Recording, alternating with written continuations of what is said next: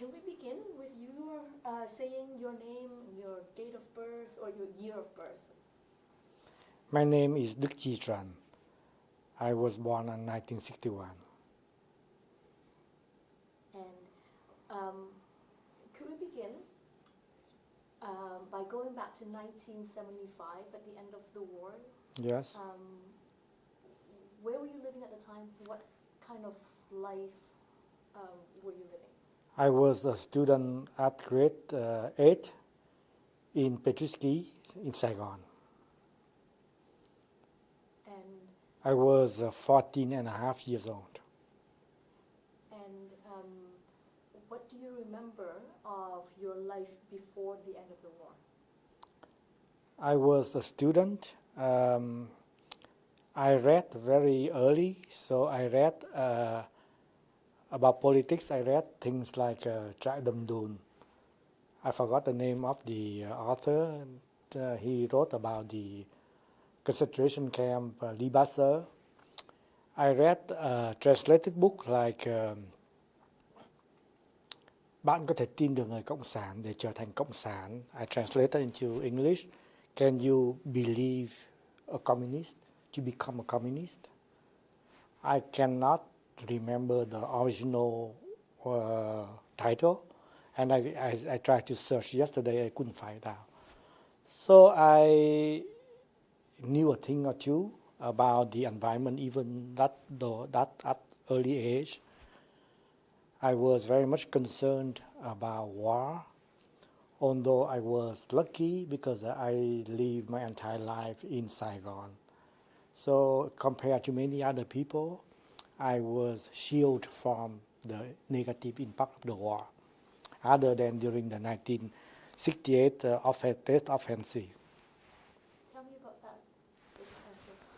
So at that time I was only 7 years old, actually less than 6 years something, and the war, the battle exploded right near my house, and we had to go to a relative to avoid the war, and I saw people dying on the street, and the friends of my brother was in the army, and he was killed right near his home, and the family cannot come and collect his body.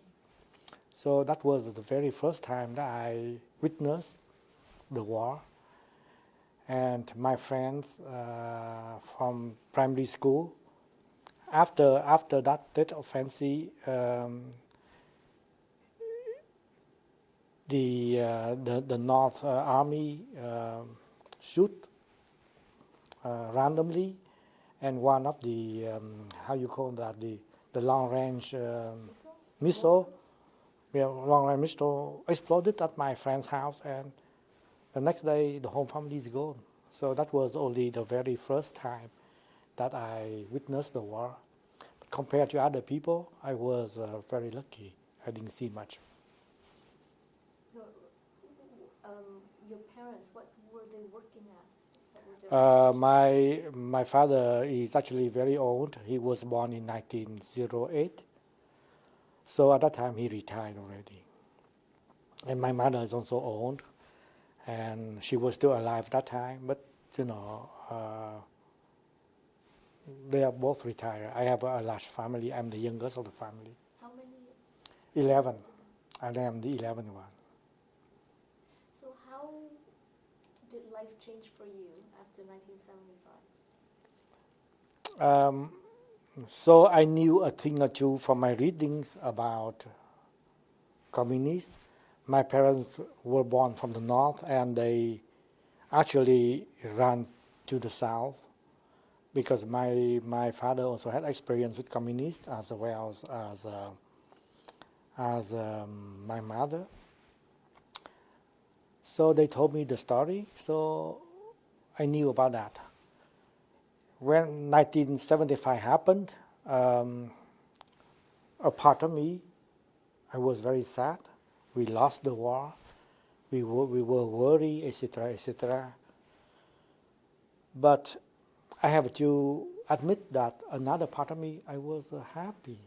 First of all, I was happy because bloodshed did not happen as it had happened in Cambodia, but Cambodia fell a few months before Saigon, and we heard the news.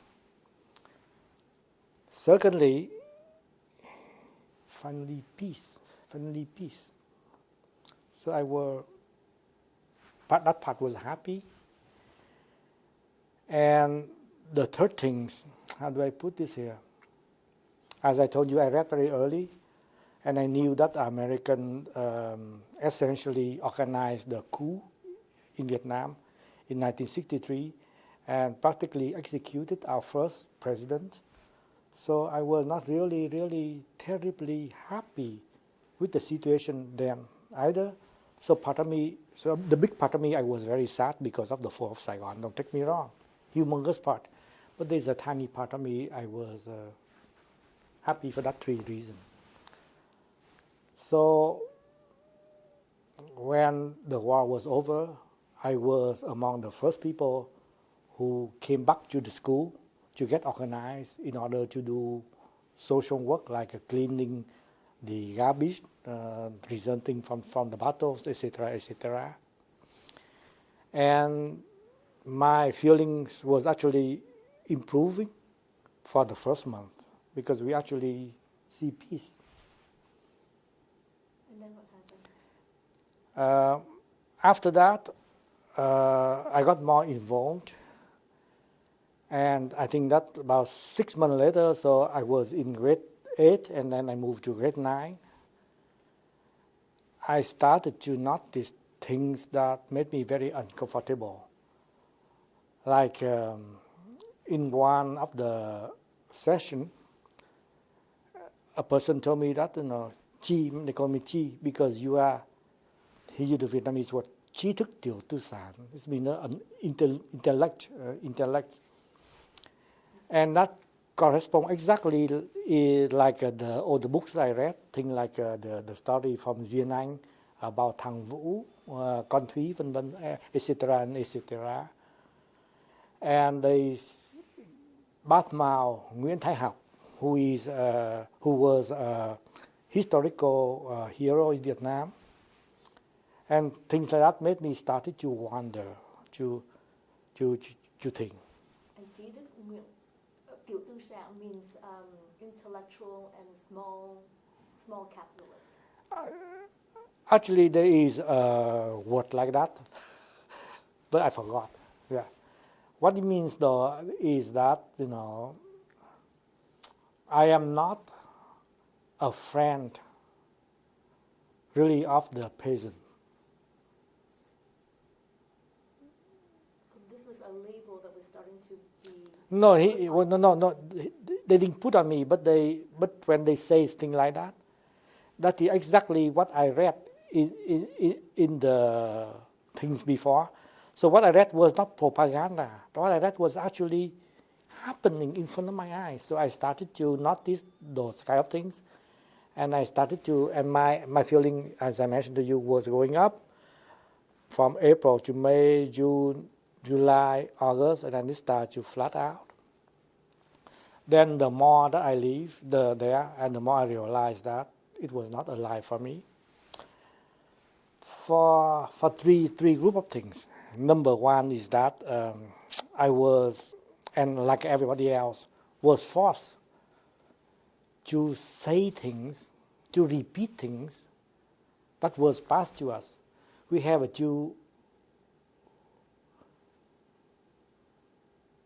congratulate, I forgot the word, bravo, people that they want us to say bravo, and we have to do it enthusiastically. And we have to condemn people that they want us to condemn, that the government want us to condemn. Some I really didn't care because they were contemporary. Some like Nguyễn Thái Học, like Phan Thanh Giản, that bothered me enormously. So I was not allowed to voice different opinion.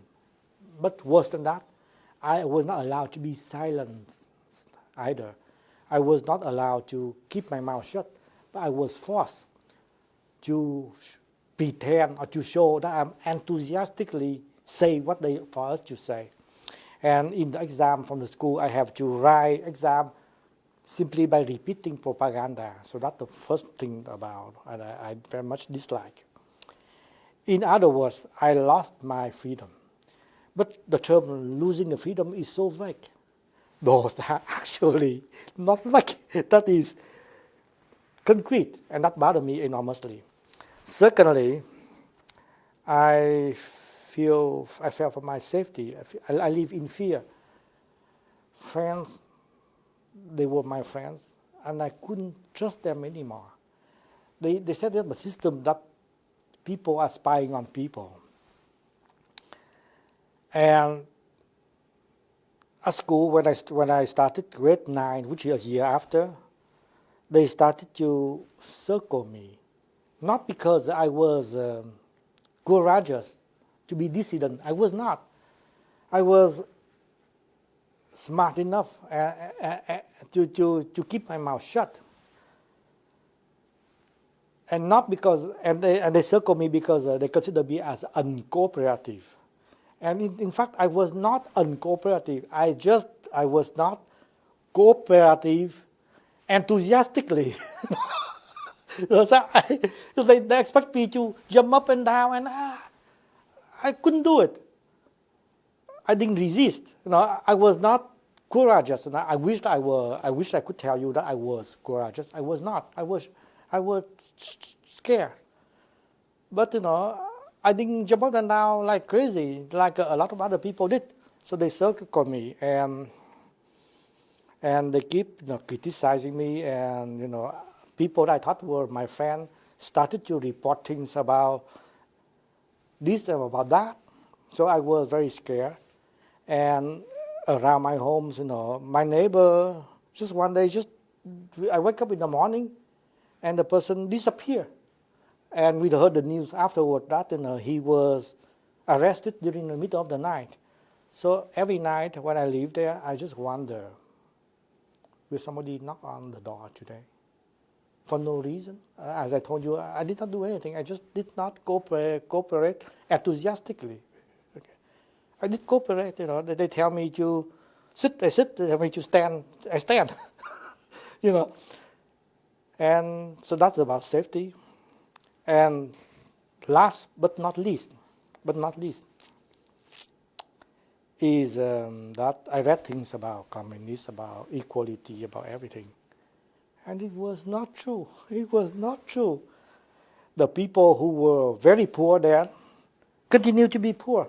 The people who has integrity, compassion, caring, they are actually getting poorer, and oppressed. And the people with questionable characters getting more power, and richer, and all the privilege. And government officials and their relatives getting, up. So there was clearly the opposite about fairness in society, clearly the opposite of justice. And that was, now saying those things, I cannot express. But if you have to live every minute, every second of your days, day and night in that environment, you couldn't make it. Actually, there was a saying at that time that if the lamppost could walk, it would escape you. So starting in at the end of grade 9, I wanted to escape. And that time I was 15 years old. But again, I explained to you, I read things very early. I was relatively smart, and I talk about that. In grade 10, getting very worse. One of the so-called teacher wrote into my school record, and he wrote what one of my classmates said, word by word. Đức Chi, allow me to translate that, Đức Chi is a smart student. but he lacked revolutionary morality. And as Uncle Ho, which is Ho Chi Minh, said, smart people without revolutionary morality are dangerous for the society. And he actually wrote that in my school record.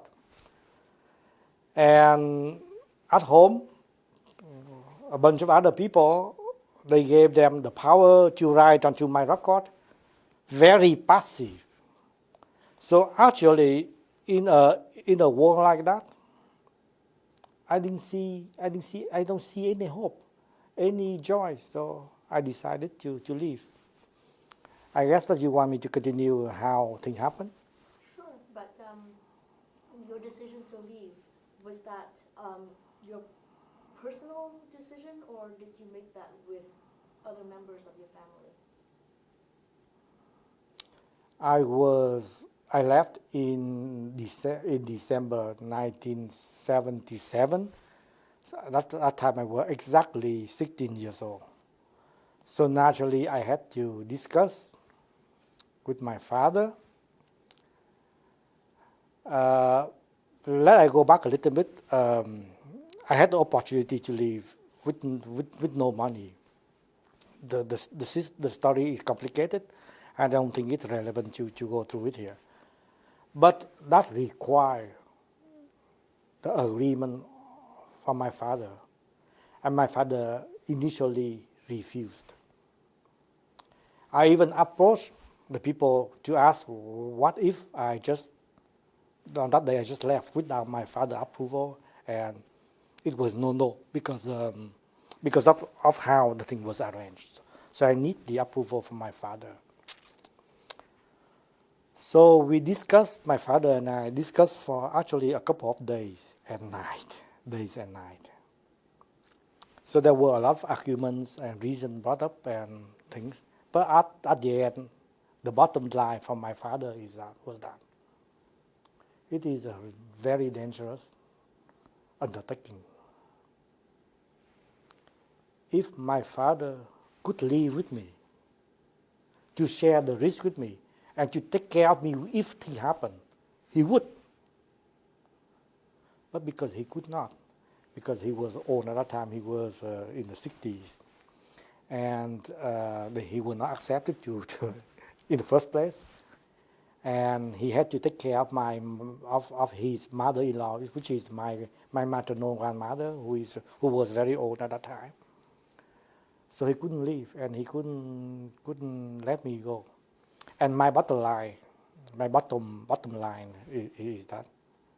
And I said so in a very polite way. In fact, I'm sure I was very polite because my father was hard hearing and we cannot say out loud. So I do everything on writing. So I didn't say anything impolite. I can assure everybody that. But I was very firm to him that I said something like, Daddy, I know this is risky. But if I cannot do it now, when I reach 18, I will, number one, join the army.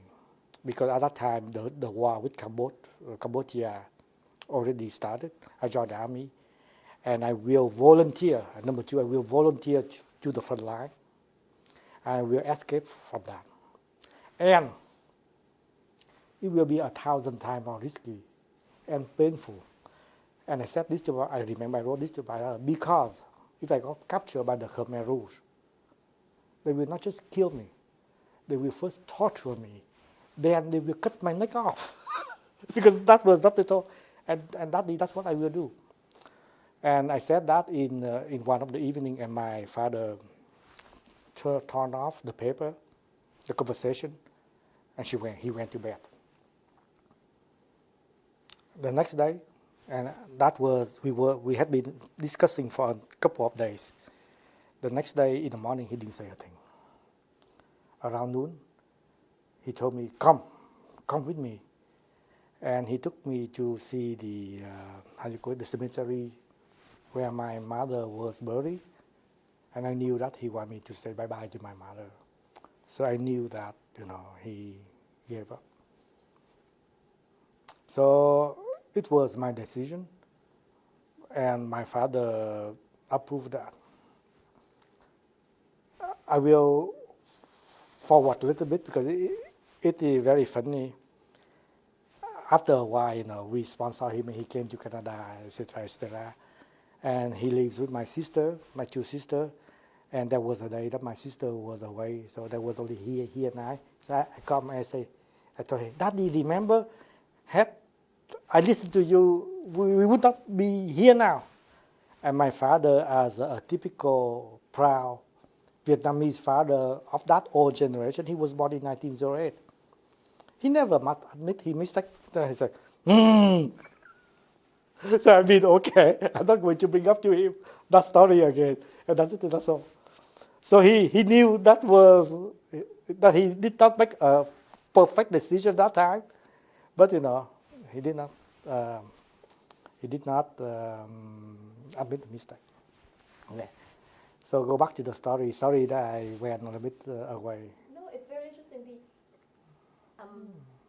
In 1975, the big wave of people leaving was Yeah, still not begun.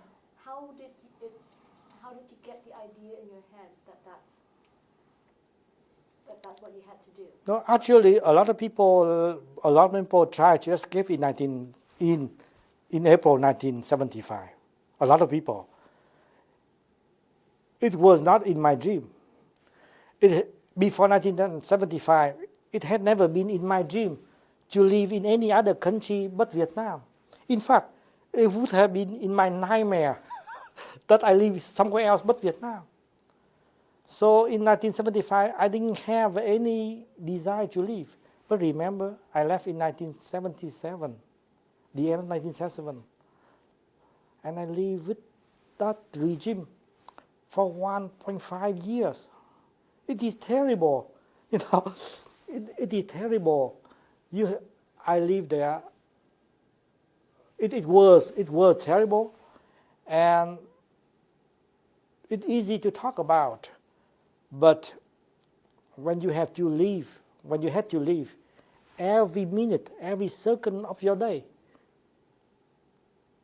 it was unbearable. It was unbearable. Also, going back to something that you said about loss of freedom, That is a big word. That's a big word. It's a vague word. What are the concrete examples in your life? As I mentioned to you, I was forced to say things enthusiastically that I don't believe in. I was forced to condemn people. I have a force to condemn people enthusiastically, not just condemn, just say condemn enthusiastically that the people that I admire, like a Nguyễn Thái Học, like a Phan Thanh Giản, who was historical figure, passed away a long time ago, but for the political reason at that time, they were forced us to do so. So that is very concrete thing about freedom. That's concrete thing about freedom. In the exam, they asked me a question about the exam. And in order for me to be able to pass the passing mark, I have to repeat what the propaganda said. And repeating that, it's amazing. So that is what lack of freedom means. It's real. It's like, maybe I give you this example. Air is free. You never really appreciate air until the day that you actually run out of air. And there was a time I actually almost ran out of air because I did scuba diving. And, I knew how much air was precious at that time, for real. And that was what lack of freedom means. Another follow-up question. I'm sorry, can I interrupt? But by at least 3 reasons, not just lack of freedom. The safety things, that people cannot trust people anymore. And the third thing is the society was so unfair. In many families, it's the older children that go. You were the youngest child. Why did you want to go and not your older brothers and sisters? First of all, my older brother and sister, they all got married. and they all wanted to go, or they was in the army, so they was in the what they call re-education camp. Okay, and as soon as they was released, they also left. But my father at that time was very old, so he lived with only small child like my sister who was only 4 years old, and me. And again, as I mentioned to you, the opportunity that came only for me, not for anybody else. It is very complex, very personal, and I don't want to get into the details, but that was only presented to me with the approval of my father. Can you talk as much as you can? Can you tell us how you left? Oh, by boat. So we went to the countryside, and we got into a small riverboat. And the riverboat, and I had a responsibility with many other people to transfer diesel from the riverboat to a boat that can go to the sea.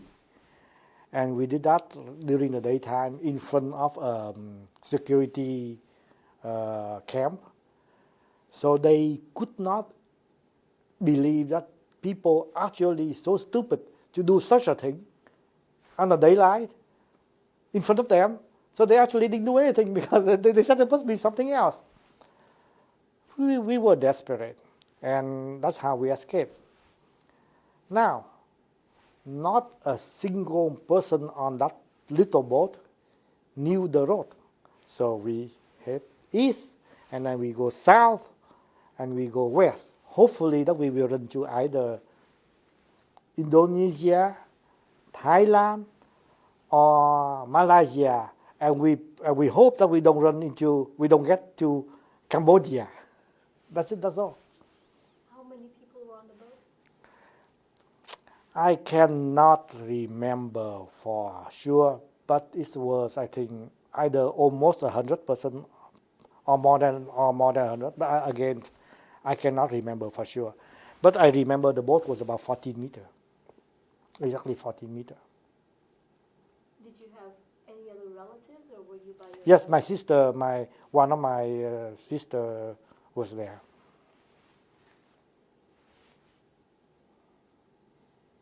So what happened next? How did you? About the journey? What was the trip like? We were lucky compared to many other people. We left very early, and during that time we did not have any pirate yet. We didn't have the problem of pirate.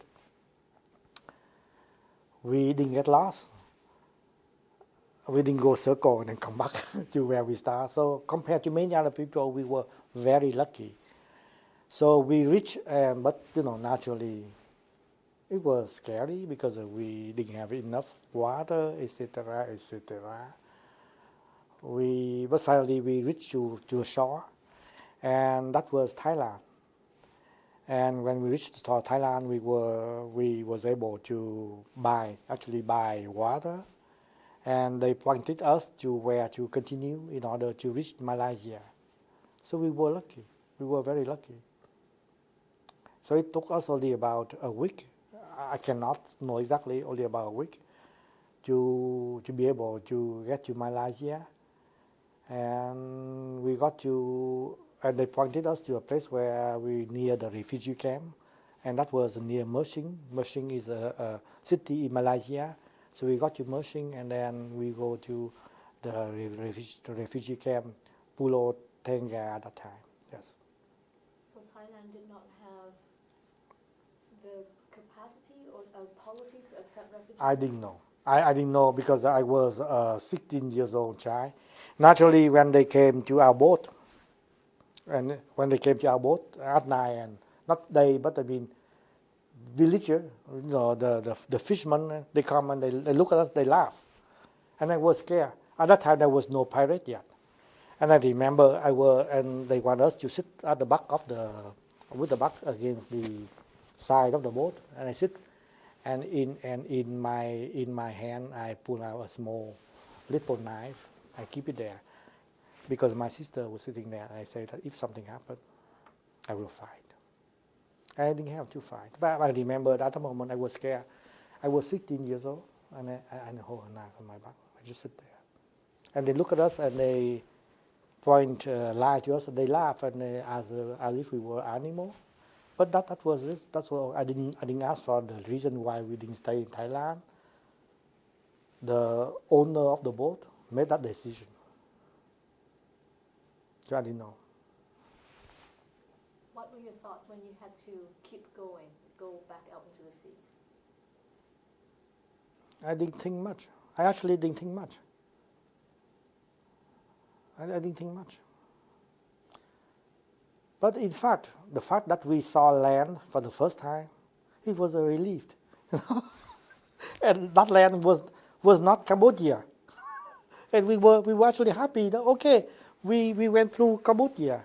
So now, there's no more problem. I was happy. What were your first impressions of Malaysia when you arrived? Arrived at Malaysia or the Pulau Tengah? Pulau Tengah. Happy. Do you know why? As soon as our boat got into the Pulau Tengah, Pulau means an island, got to Pulau Tengah, refugee camp, Vietnamese people, đồng bào. No, they actually came out. They clapped their hands. So I was, wow, this is what, đồng bào means. So I was, wow, happy, extremely happy. I remember at that time, there were not a lot of people who were able to escape successfully. Okay, not a lot of people. So that were rare. That were relatively rare. So they claim and they clap their hand. My Vietnamese compatriot at that time. Yes, I was happy. What was life like in the refugee camp? That is a question I need to provide some context. First of all, as we know now, refugee camp life is not great compared to what we have. Okay? Don't take me wrong. There are still refugee camps everywhere in the world, in the Middle East, etc., etc. So don't take my answer next to be something that I make this trivial. Point number one. Point number two, I stayed there only for 6 months, very short. There are people in Middle East, they actually born in refugee camp, grew up in refugee camp, and there are people who live there for 30, 40 years. And even in Thailand, as in case of Vietnamese refugee, in Thailand, in Philippines, we have cases like that. I need to make sure that we all recognize the problem that they are facing, the misery. But for my case, I lived there only for 6 months. So I was happy. I was very happy for 3 things too. Number one, I have hope. I know that tomorrow I will be okay. Tomorrow I will be okay. I knew that. Back in Vietnam, I had zero hope. Living in despair was terrible, terrible. So number one, I had hope.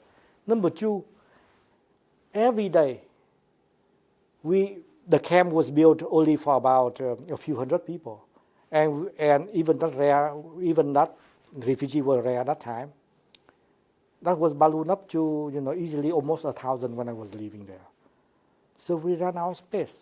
So people like us, 16 years old, we spent time to build other huts for people to sleep. We build washroom, etc., etc. So every day we had activities. And thirdly, the food was not great, but at least there was a food. There was food that I could eat, that I could fill my stomach with. So I was very happy. Number one, I repeat again, I had hope. Number two, I had a purpose every day. And number three, I was not hungry. Yeah, so it was great. Actually, it was great. But again, don't take me wrong. Okay, I'm not promoting that. That's one have to last forever. I recognize the misery that people in the Middle East and people have to go through.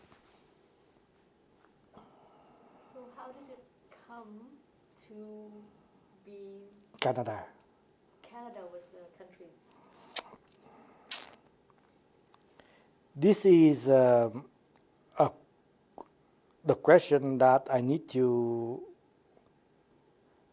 make sure that I articulate it well so that people don't misunderstand me. At that time, in fact, I wanted to go anywhere as long as I can live with some dignity here. Anywhere, any country, it didn't matter to me. Okay? But the reality is when I was there was 4 countries that actually welcome us there. United States, Australia, Canada, and France in that order of, France, and in that order. I was not a fan of the United States.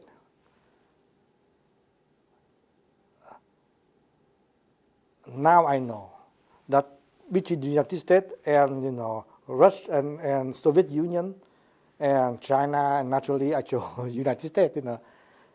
I rather you chose the guy who is not good better than the devil and the worst devil. So I know that, but I know it now. But at that time, I was not a fan of the United States. I believe that they actually organized the coup in 1963 and actually executed our president. So we were not really independent. So I was not a fan, so I didn't want to go to the States. France, they colonized us for 100 years. So I was not a fan of France either. But remember, because I had choice, if I had no choice, any country would do, don't take me wrong. So we had only Canada and Australia left. I knew nothing about Canada. I knew nothing about Australia. I never dreamed of living anywhere other than Vietnam. And my sister happened to study here. And after the fall of Saigon, she had no choice but to stay. And she sponsored me, and Canada just happened to accept me and my sister first. So I came to Canada. So I admit it was a very haphazard. But I'm happy with that every single day. Happy with that every single day.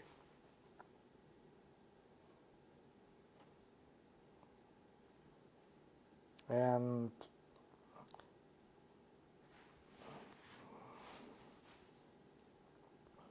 Tell me about your sister in Canada. The one who sponsored me? Yeah, how did it come to be that she was in Canada at that time? Oh, because she was a very good student.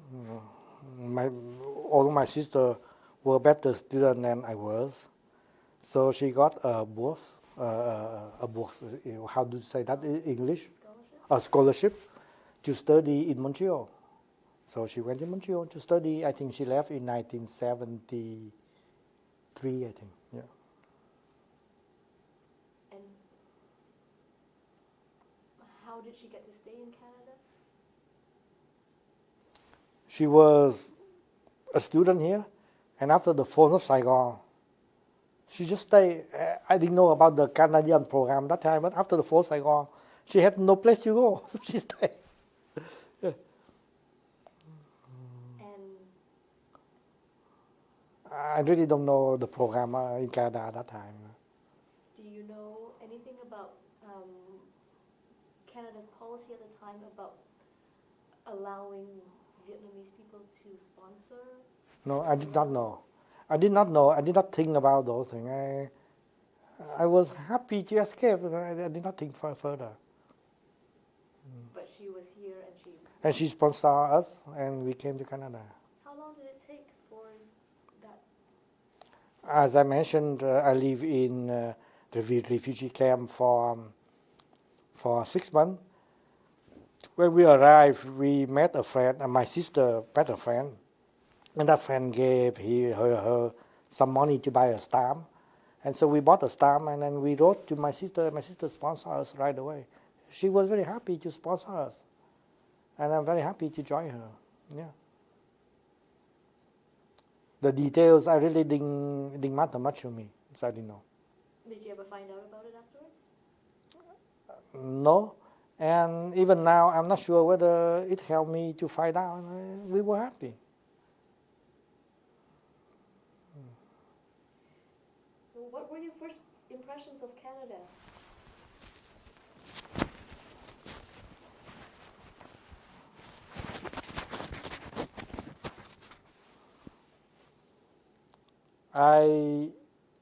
Okay.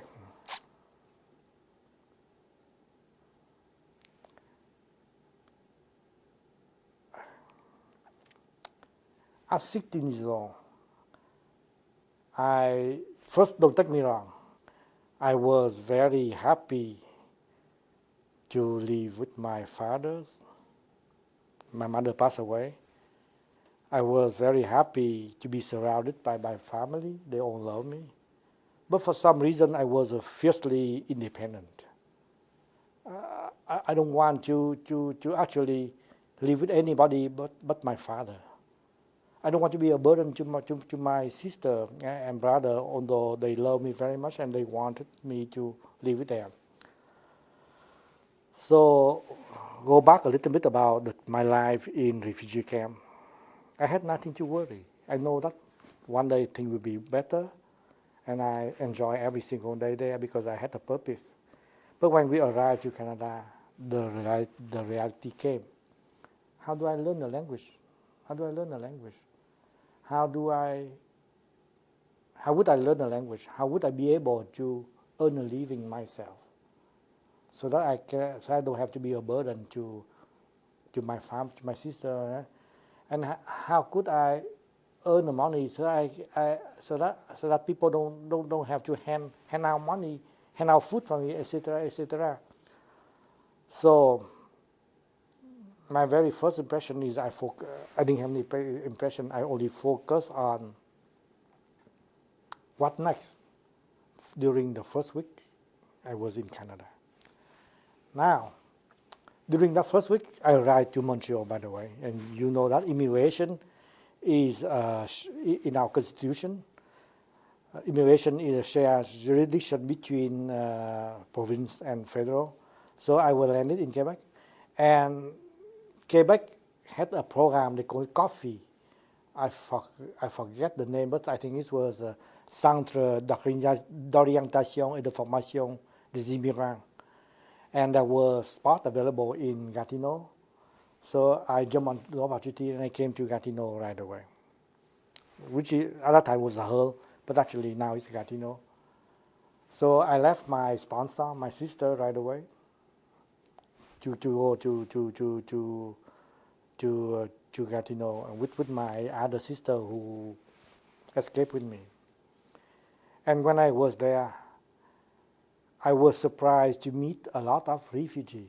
They come from Russia, they come from Middle East, they come from South America. They came from, I always make mistake with my past tense. They came from Russia, they came from Middle East, the Middle East, they came from South America.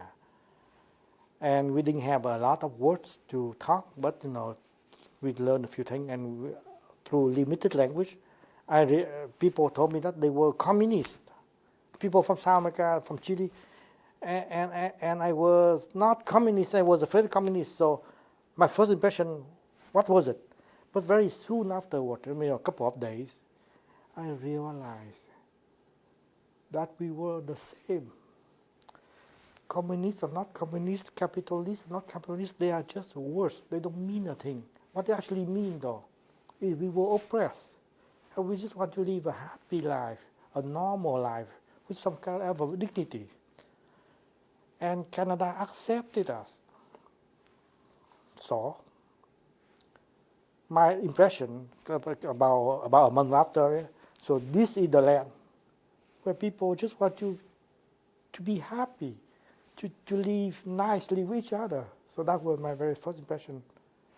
And that thanks to the coffee program, the program organized by the government of Quebec. So that was my first impression. And that was the where you got your language training? Yes, that's where I got my language training. But I repeat again, my first impression came only after about a month or two living here. But it's not only language training, it was also orientation. So I was introduced to the culture and etc., etc. And I am forever and indebted to that program. Unfortunately, I think that a couple of years later, they canceled that program.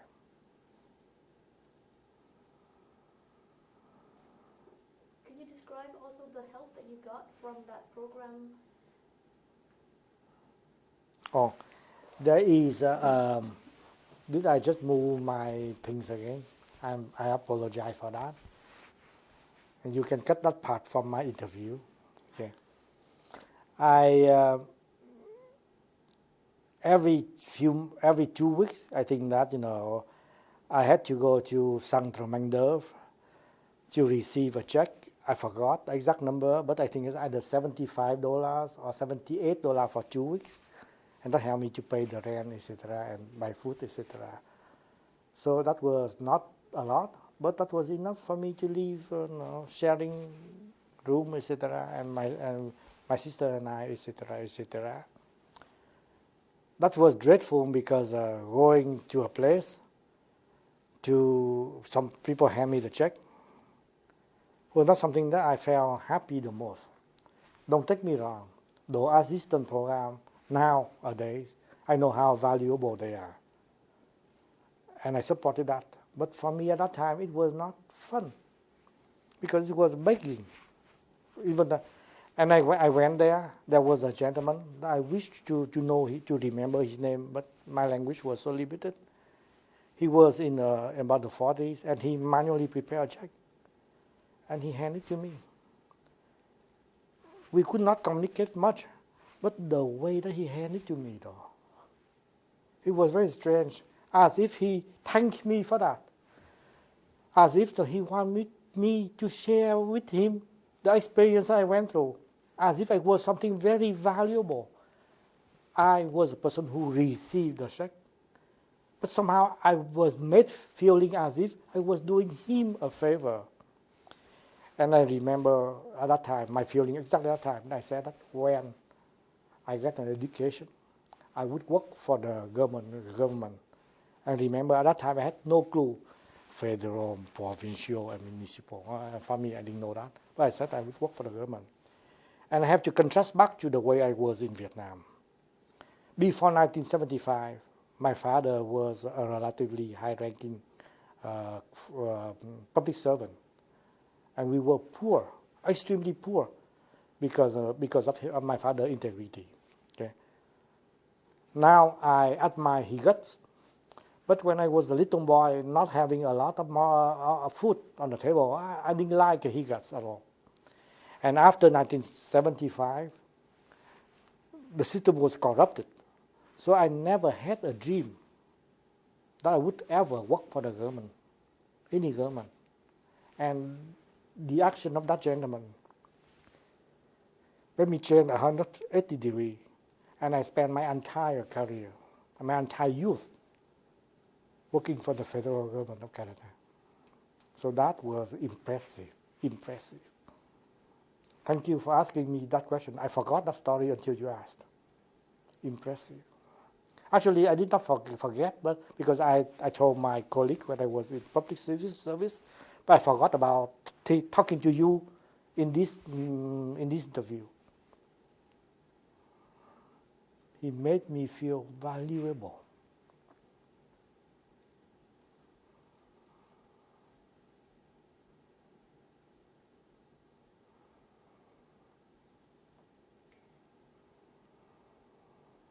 So tell me about the first few months or the first year that you were in Gatineau. What were the obstacles and struggles that you faced? I think that the coffee program was for a year, but I wanted to be independent, to be able to earn a living as soon as possible. So I was in the program only for I think about 8 months. Then I found a job. The biggest obstacle, I think, is common to all refugees and immigrants. Language. So I don't need to go further to that. Okay? Furthermore, in Canada, this English and French is really hard here. It's hard to learn one language. Now we have to learn 2 languages. So I focused on other things. Another thing I feel that it was a big obstacle was the culture, was the misunderstanding of culture. There are many small things, but let I tell you an example. When you go to apply for a job, it was in my upbringing that I have to be modest. Modesty is something very important when I was trained. So they asked me do you know how to do this? No, sir, I don't know how to do that. But I will try very hard. That in Canada was interpreted that, you either lack confidence or you knew nothing. On the other hand, if a person has I haven't not done that, but I'm sure I can do that, I can learn that. Then in other countries like Vietnam, they would interpret as the person is arrogant. I would not be able to earn. So that's about the culture. And there are many other small examples. What is interesting, I noticed though, is that difference in cultures even exists in the Canadian society between French-speaking people and English-speaking people. And I think that we need to be more and more sensitive to the differences so that we can interpret things a bit more open-minded. So that was the second thing. I always try to find the 3 top things, so I need to think about the third thing. I think I did not think of anything right now. Oh, maybe something. I lost confidence. And that is very important because we need to keep the people feel confident. And the gentleman who handed me the check actually gave me that. But in some other cases, there are people who come to coffee to visit the immigrants. They were very nice. They are all very nice, all very open-minded. But a few of them perhaps was not trained in that kind of being sensitive to people. They seem to be patronizing. And that patronizing is nothing bad, but patronizing actually make people perceive as if they are below. And the people who helped me was above. And that actually did not help a lot. So we need to be very careful. We need to be very careful with that. And that's it. What were your first jobs? My first job was, I think it was paysagist. So basically working in the garden, etc. But it was only for a short period. And I quit because the employer didn't pay me. Anyways, I quit. But he paid for some and he didn't pay fully. He cut the hours. It was bad. Then I worked as a dishwasher in a restaurant, and I did all kinds of jobs like that, dishwasher and then that helped me to go through school system. In fact, I didn't go through a lot of secondary studies because because at that time I was independent. I was 17 years old, so I was registered to a Quebec program as. First of all, I applied for some tests, and mathematics. I was very good at mathematics, so they gave me grade 5 and above right away. So I didn't have to go through secondary school for grade 5, and they gave me English grade 1 and French grade 3. And I asked them to allow me to go to study on myself, and they gave me books, and I follow what they call Education des adultes. I didn't know why they accepted me, but I was only 17 years old. And when you do the exam only on multiple choice on the language, most of what I use is my intelligence rather than the language skill. So after a few months study, they gave me grade 5 in all 3 things. So I went to CEGEP right away. And I studied CEGEP, and I worked in the evening. Then after I finished CEGEP, I kept my promise. I tried to apply for a job in the government, and I worked for the government, and I studied at night. I got my undergraduate degree from Ottawa U, because it was a bilingual university then and still now. And I got my graduate study degree, etc., etc. So, in fact, I got my college, I got my undergraduate and graduate, and the secondary. I just do the exam. I just did the exam and I passed. So you did your university while working? No, I did work as a dishwasher, etc., etc. I went to school during the day, at college level, CEGEP, and work in the evening and in the summertime in the weekend. And then when I have a full-time job for the government, I study at night. And even now I retire, I still study. So it's just normal. I still register to Carleton University for learning in retirement. And I enjoy it, yes. What was your first job in the government? I didn't speak English, I didn't speak French much. So I learned COBOL, I learned Fortran, so I was a programmer. You don't know what I mean COBOL and Fortran, right? Because now they don't use it anymore. Like a C language, you know. I was a programmer. How long did it take for you to feel at home?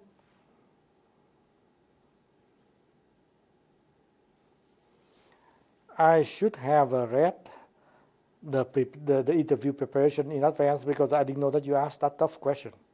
So now let I carefully articulate it first. I came to Canada, and I live here. I used to know only one country. That was Vietnam.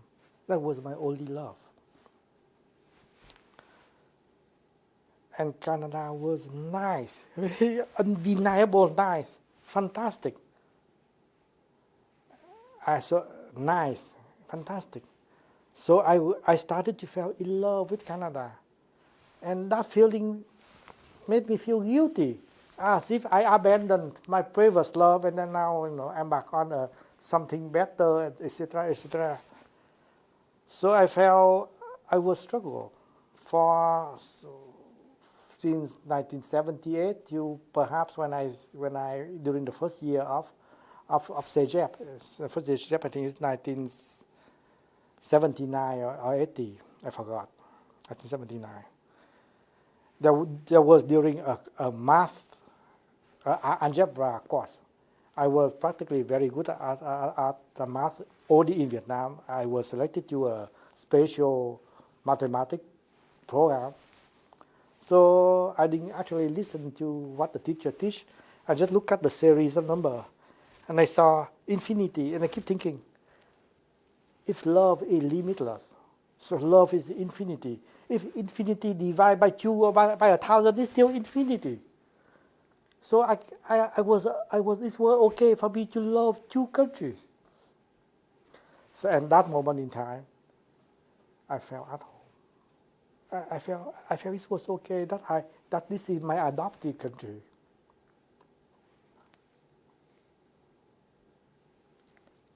I love it wholeheartedly. And it's okay because I didn't have to abandon my previous love. So that's when I felt actually at home. Through philosophical thinking, rather than anything else. Of course, you don't allow me to make a joke, people question me, so then what happened if you love two women, but I didn't want to answer to that. You will cut that part from the interview, I hope.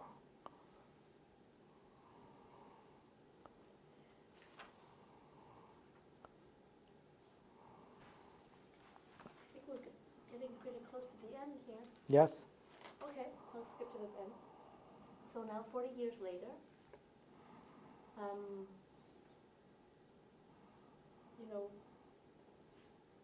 how do you feel about Canada's response to the refugee crisis? I actually felt very good about that.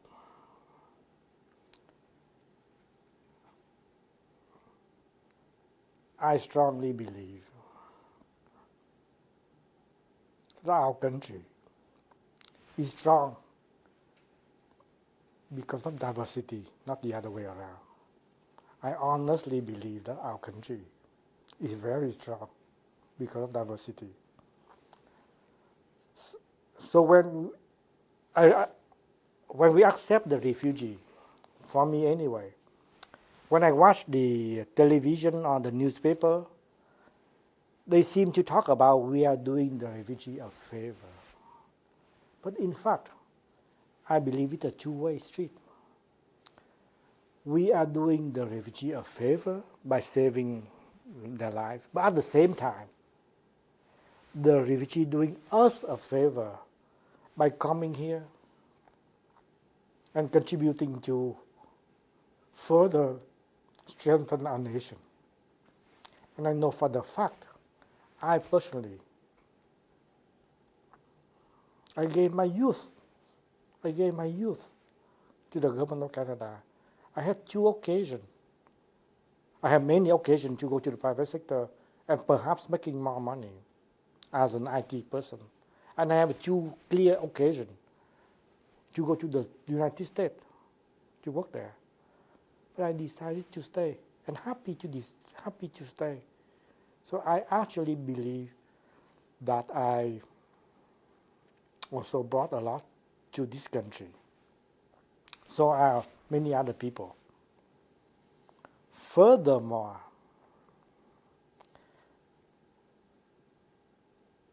I can never say that I already paid the debt, because how can you pay a debt like that? The debt when there is no money involved, there is no paper to sign. But one day I woke up and say, okay, I contribute enough to the government of Canada, so I retire. Because one day we have to end that. So that's the point about the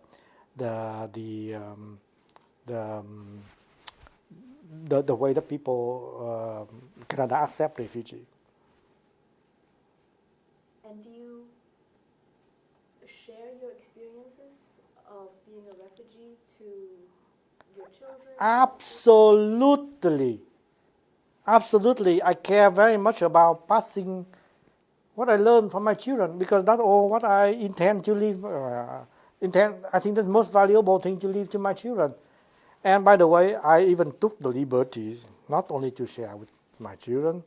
I'm to enthusiastically come here to have an interview. I should have prepared better. I didn't know that the question was that tough. And I share with a lot of people. Immigration is an investment, not an expense. Most recent study that I read, even in the States, immigrants contribute greatly to the development of the United States, including illegal immigrants. That's what the study that I read. So it's an investment that we should continue. But this is dear to my heart, so can I continue further with that point? It's like in a business, you have a recruitment to get, but after recruitment, you still have to have a retention, development, succession, and renewal. And immigration is the same thing. We take the people in, we make them feel welcome, make them feel valuable like that gentleman. Make me feel valuable and welcome. And then we need to continue with the program to help them to get in love with this country, like people did, like the coffee program did to me.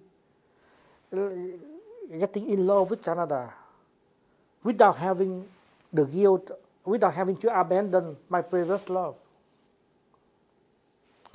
And then they help me to develop, to learn new things, to see, to be open-minded. So that I stay. I actually stay. And they help me to continue, and they help me to renew, to have my children who become, that I talk to them, and they identify themselves as a Vietnamese Canadian, Canadians with the Vietnamese heritage. And that's beautiful. That's beautiful. That's it. Is there anything else that you want to talk about this? The last question you might have answered already, so I'll just ask you anyway. What do you think what do you think the next generation can learn from your experiences? What do you mean by next generation? Your next generation, other Canadians. You mean new immigrants or just children? Or just children, just the next generation of Canadians.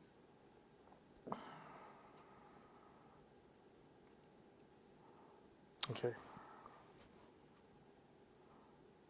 I try to think of 3 top things. I'm in love with the three-point system. I don't want to repeat. Immigration is an investment because I already said so. I want to say new things. When you read the newspaper, a lot of time people look at immigration and they look at to what seems to be opposite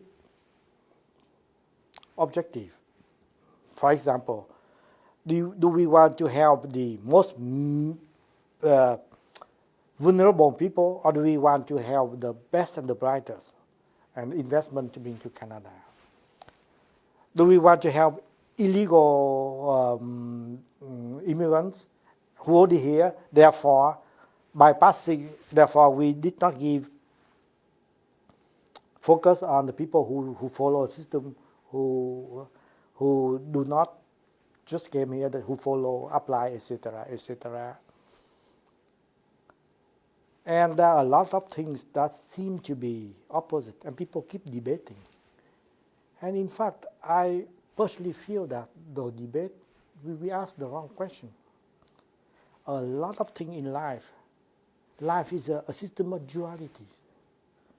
And may I say it clearer, dialectic duality. So those things may seem to be opposite, but they are not opposite, they are complementary. They help each other grow up. Take a very clear example, and I don't want you misunderstand me here. Some people, when they was against illegal people to come here, they say that, well, why do we have to treat them? Because they do not follow the law. But other people say that, those people, they are actually very courageous, very determined. They take charge in their hand. They are the best of the brightest. But the thing, they are actually hand in hand. Another group, when they say that people who are vulnerable, they are weak, we bring them here, they will weaken Canada. But the other groups show example, like in my case, I was vulnerable. But actually, I came here.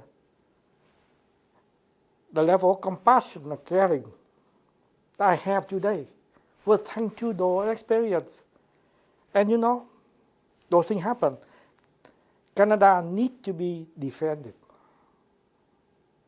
And I'm sure that those immigrants will be the first to defend, if Canada ever needs to be defended.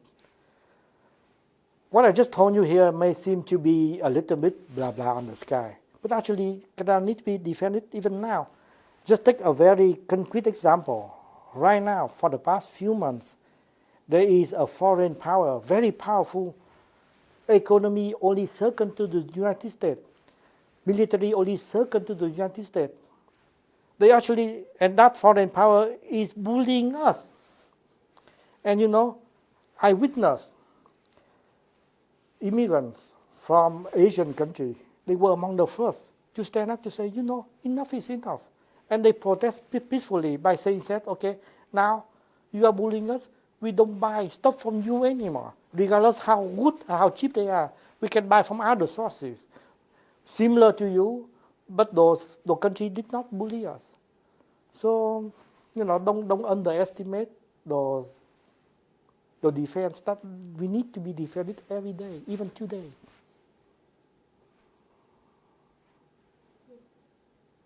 Is there anything else that you want to add? Is there anything else you want to ask me? You're a very good storyteller. No, asking. Question. Do you have any question to ask? I'm not asking you to give me a comment.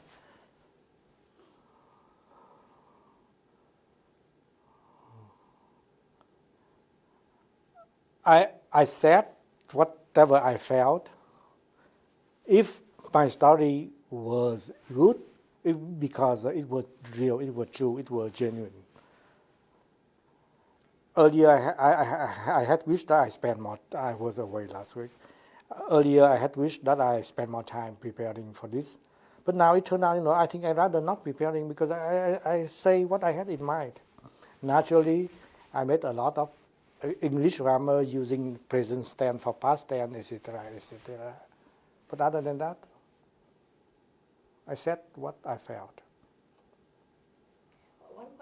Just a couple of questions that I didn't ask. Yeah, please ask. So your sponsor was your sister. How helpful was it to have a sponsor? First of all, I love my family. My sister loves me. We right now we all retire, so we go on vacation together as a family at least once a year. Okay, so we are very strong family tie here. Not all 11 of them, but at least you know some of them. The truth. So I was extremely happy to see my sister as my sponsor. First, as a family member, I love to see her, and she loved to see me. But also as a person who helped me. I can never trivialize it, and I don't. So don't take me wrong. However, as I mentioned earlier, the coffee program was extremely important to me. The coffee program by the government of Quebec was extremely important because it was not isolated in my family, but it was that made me feel as I was welcome to Canada. You know, I sent you 2 artifacts this morning. That was the poster from Canada Immigration Canada. I used to work for the government. So I was able to say, okay, can you give me a copy to bring home? And so they throw to the garbage, so I gave me a copy to bring home. It was put in the entrance of my house. It was not the centerpiece, because it did not make sense to go to the centerpiece, I agree that. So, but it was on the entrance because I passed through that door many times a day. So it was not in the center. Both of them, they are not in the center of my home, but are at the center of my heart. You know. And you know, and you see the pastor say that, bienvenue chez vous. Wow, bienvenue chez vous. Nothing made me feeling more valuable. I was welcome to my home in Canada. So that, I said, my sister sponsoring very important, but what is way more. I don't trivialize she was that important, but it was way up to the ceiling was that coffee program from the government of Quebec. And if we ever ask my advice about what we do, I would say, please continue to such a program. The investment is so small, and the benefit is tremendous. The benefit is tremendous. Not only to my case, but I also talked to a number of my immigrants at that time, and they also acknowledged that. Okay. Nowadays, especially nowadays we have the issues with what they call homegrown terrorists. I think that one of the things that we could help to minimize that is talking about retention, about they feel to be valuable, not patronized, but valuable. They feel they belong. And we avoid all those things. So the investment is very small. Naturally, in the big picture like that, we had made some tiny mistakes. And we will continue to make mistakes. We may have selected somebody that we should not have. But that is normal. It is an investment. You cannot expect to invest and then always successful. Sometimes you fail. And you learn from the thing that you fail. And you build the system to recover when you fail. But overall, this is a good investment, ladies and gentlemen. I know that.